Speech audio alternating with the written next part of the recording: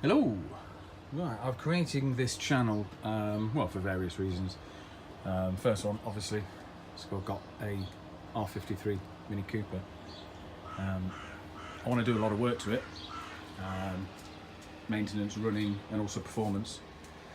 And what I've found is a lot of the YouTube videos that I've watched over the last couple of weeks doing various things, they're all done by trained mechanics, which is great. Obviously, you know, that's how we learn from the best. You know, in huge garages, all the correct specialty tools, loads of room, loads of knowledge and experience. So what I'm trying to do is sort of document my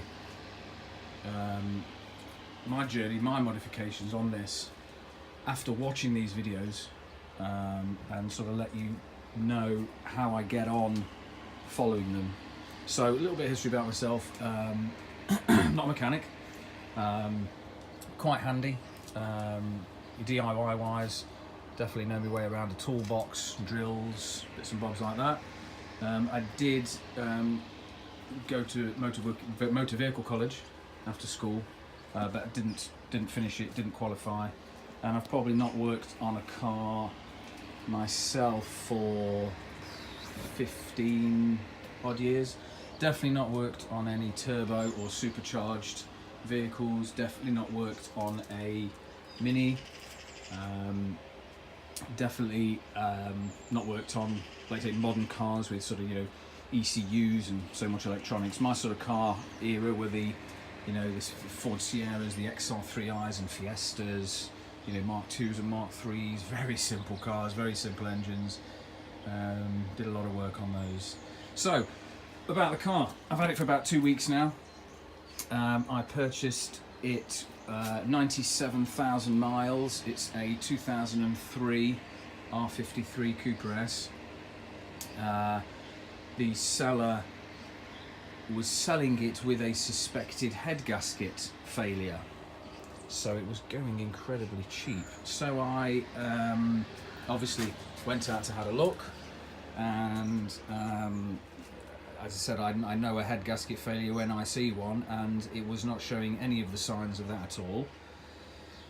They did say it was losing some coolant, so I took a punt and purchased, drove it an hour and 15 home, and didn't really falter all the way home, to be fair. It was driving nice and steady. I think there was a couple of little sort of flat bumpy spots, but I definitely didn't lose any coolant on the way home. I checked it when I got home, and I also checked it in the morning the day after. The oil was a bit low, it was at the bottom of the dipstick, but a quick top up, and for the last 2 weeks it's not used anymore since. Oil filler cap's clean, dipstick's clean, yeah. So I might have got a bit of a steal, a bit of a bargain. But to be fair, I'm going to be changing so much on this car anyway. If there are some underlying issues, they'll be found and sorted. The only things that I do know is I'll show you shortly, but there's a ticking kind of sound coming from the front, which I know from what I've watched and read is quite common. It generally has a sort of a tick anyway, but there is a sort of a louder tick coming from this front area down here, which tends to be the supercharger requiring an oil service. So that is something that I will be doing myself, and I'll be documenting it, etc. The other thing that I know these suffer from are a power steering pump.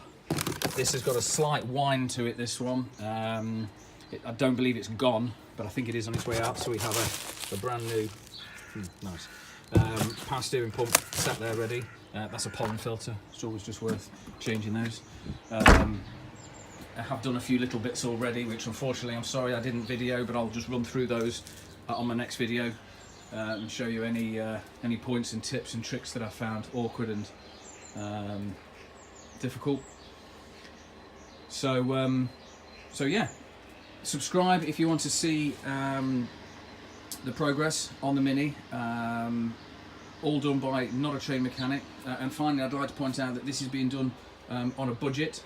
I will primarily be buying everything for the car off eBay.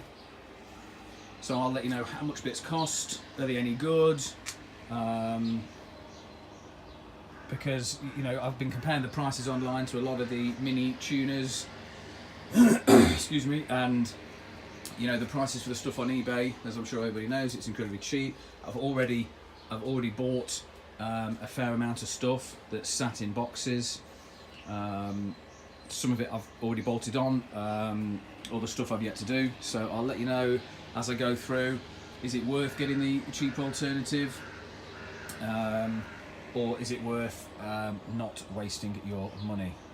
The first thing, so as you can see, the setup I've got, I'm in your typical UK garage, which is incredibly small. I don't even think I'd be able to fit a much bigger car in here, to be fair. And like lengthwise, the garage door does just shut there on that, and as you can see at the front of the car, I'm left with sort of this much space. So it's your typical English garage. You know, obviously unless you've got a big double garage. Tool wise, this is what I purchased recently. I actually didn't get this from eBay, but they are available on eBay for the same price as what I got this one for. In this, it was £360. It's German. I was a bit sceptical at first, but obviously it comes with every drawer, apart from the bottom drawer, full of tools. It's Huttenberg. Now, what I've used so far has been strong, nothing's broke. I'm 60-70% impressed so far. There's other things I've purchased in the bottom, like a torque wrench, a breaker bar, just bits and bobs like that. But £360, it weighs an absolute ton. I think that's going to be quite a good deal. But they are available online. £360 delivered. So as I said, I'll run through all the bits that I get and how much they cost. So anyway, thanks for watching. Subscribe if you want to see the progress. Cheers.